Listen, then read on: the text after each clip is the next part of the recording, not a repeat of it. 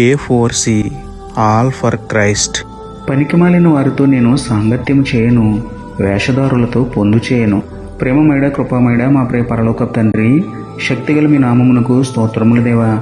అయ్యా, మేము చెడ్డవారితో స్నేహం చేసి చెడు పనులు చేయటం నేర్చుకోకుండా మంచేదో చెడేదో గ్రహించి చెడు స్నేహాలకు దూరంగా ఉండే బుద్ధిని అనుగ్రహించండి నాయన.